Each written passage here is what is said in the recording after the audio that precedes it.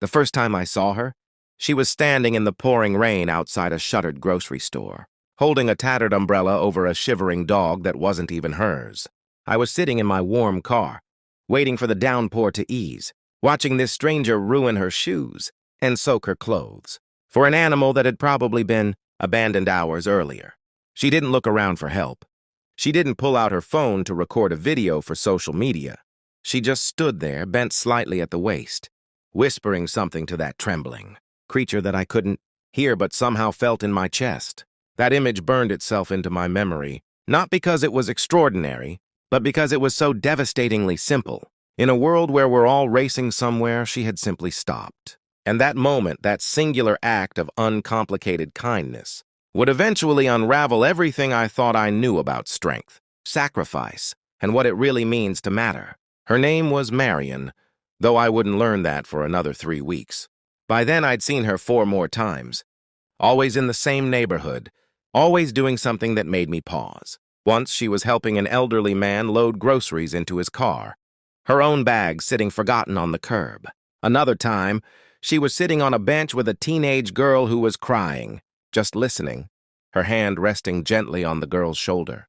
I started to wonder if I was seeing things, if maybe I was projecting some kind of guardian angel narrative onto a random woman who just happened to be around.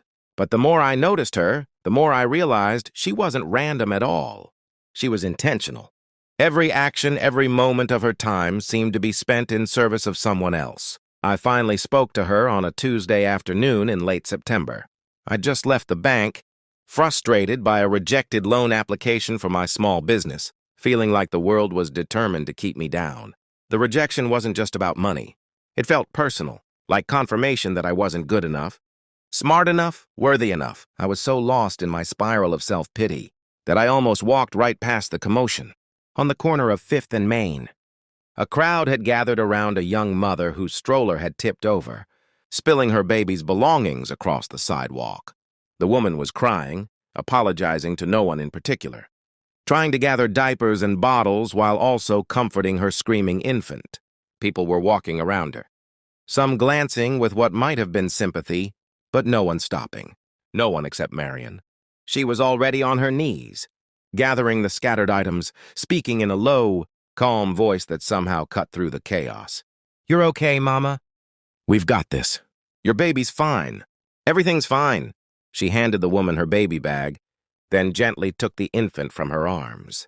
"Sit down for a second. Just breathe. When's the last time you ate something?" The young mother just shook her head, tears streaming down her face. "I'm sorry. I'm so sorry. I don't know why I'm such a mess." "You're not a mess," Marion said firmly. "You're a mother doing her best. That's the hardest job in the world. And you're doing it."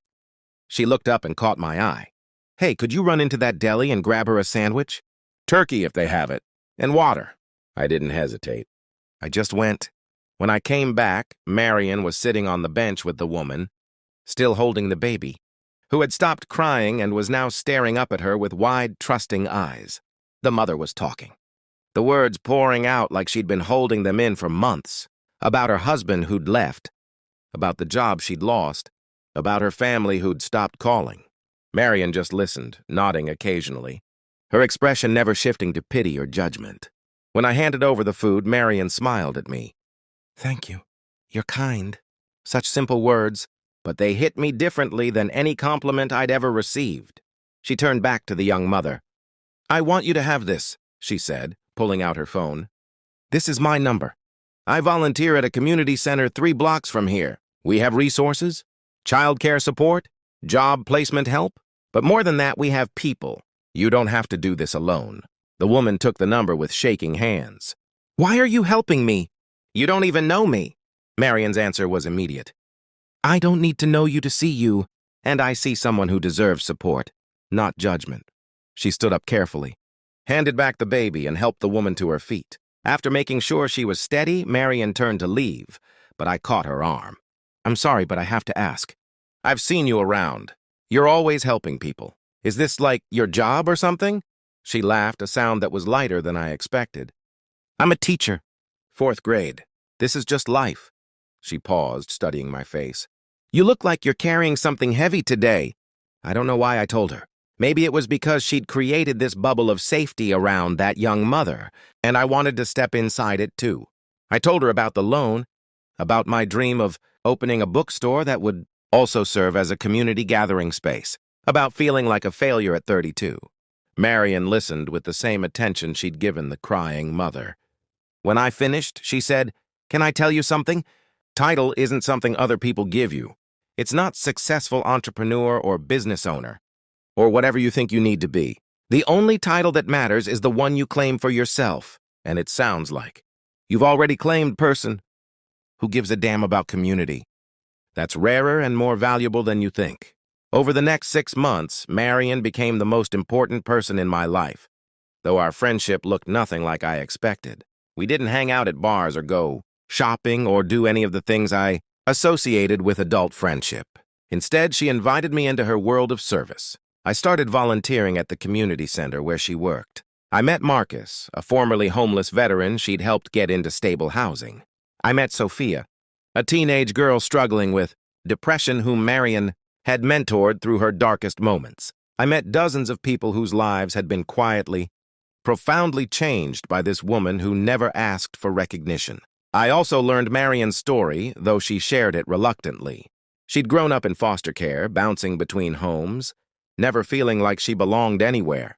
The only constant in her childhood was a social worker named Mrs. Chen, who always remembered her birthday, who showed up to her school events when no one else did, who told her repeatedly that she mattered. Mrs. Chen died when Marion was 16, but not before making Marion promise something.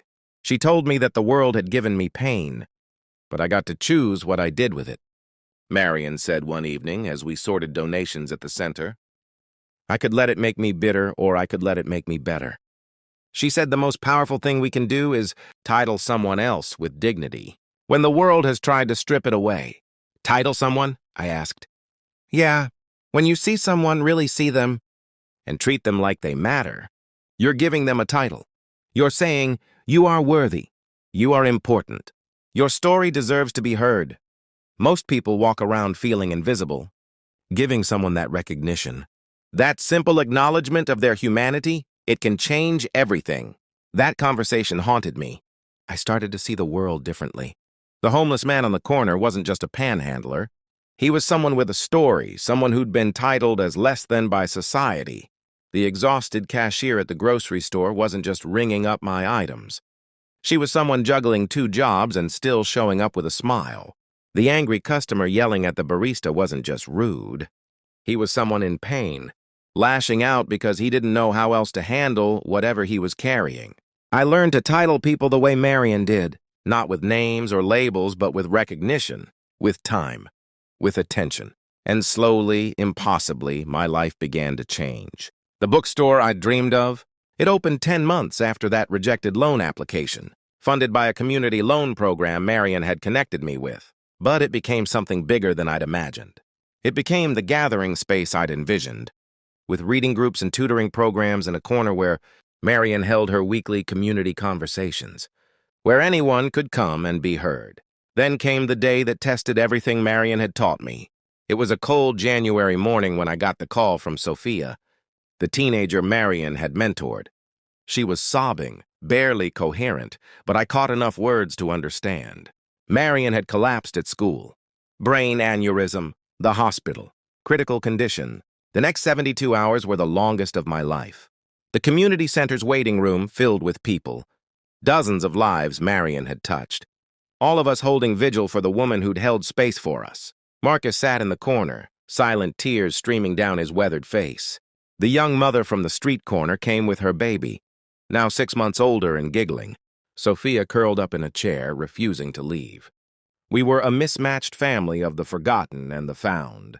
All of us united by one person's radical kindness. Marion survived, but the recovery was slow and uncertain.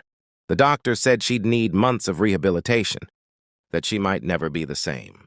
The medical bills were astronomical.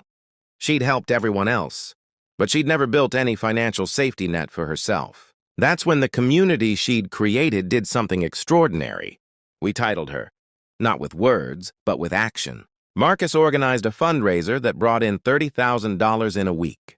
The young mother created a meal train, coordinating hundreds of home-cooked meals. Sophia started a social media campaign sharing Marion's story that went viral and brought in donations from around the world. I turned my bookstore into a headquarters for Marion's army, coordinating volunteers and resources. But the most powerful moment came 3 months into her recovery. Marion was finally well enough to leave the rehabilitation center, and we'd arranged for her to come to the bookstore, telling her we just wanted to celebrate her progress. When she walked through the door, supported by her physical therapist, she found 200 people waiting. Not to thank her, though we did. Not to celebrate her heroism, though she was heroic. But to show her what she'd shown all of us, that she was seen, that she mattered, that her story deserved to be honored. "You spent your whole life titling other people," I said, my voice breaking as I stood in front of her. "You told me once that the most powerful thing we can do is recognize someone's dignity. So that's what we're doing. We're titling you Marion, not as a hero or a saint or anything you'd be uncomfortable with. We're titling you as what you really are. Someone who mattered to us, who changed us, who showed us how to be better. And we're here to tell you that you will never have to face anything alone again, because you built something bigger than yourself. You built us," Marion cried, which I'd never seen her do. She looked around the room at all of us, at the lives she'd touched without ever trying to collect recognition or credit. "I don't know what to say," she whispered. Sophia stepped forward, no longer the broken girl who'd sat crying on a bench 2 years earlier. "You don't have to say anything. You just have to let us love you the way you loved us. You have to let us title you for once. Marion lives in a small apartment above my bookstore now. She went back to teaching once she recovered. But she also became the face of a movement she never meant to start. People call it Title Them, a simple reminder to see each other, to recognize the dignity in every person we encounter. It spread through our city, then to others, not as some organized campaign with logos and merchandise, but as a shift in consciousness, a quiet revolution of kindness. I think about that rainy day often, about the woman standing in the storm with a stray dog. I understand now what I was really witnessing. It wasn't extraordinary. It was just human. It was someone making the choice, moment by moment, to title the world around her as worthy of care. And in doing so, she titled all of us, gave us permission to matter, to be seen, to belong. The world doesn't change because of grand gestures or viral moments. It changes because of the Marions, the people who stop in the rain, who sit on benches with strangers, who look at the invisible and say, "I see you. You matter. Your story deserves to be told." She taught me that we all have the power to title each other, to grant dignity with nothing more than attention and time. And in a world that increasingly feels divided and cold, that might be the most revolutionary act of all. Every morning now, before I open the bookstore, I stand at the door and think about who I might title today. Who needs to be seen? Who needs to know they matter? It's become my practice, my prayer, my purpose. And I know that somewhere above me, Marion is doing the same thing, looking at her fourth graders and seeing not students, but souls deserving of recognition. She titled us all, and now we title each other. That's her legacy. That's her story. That's what happens when one person decides that every life they touch deserves to be honored. The ripples never stop spreading. They just keep going, wave after wave of recognition, washing over a world that desperately needs to know it's seen.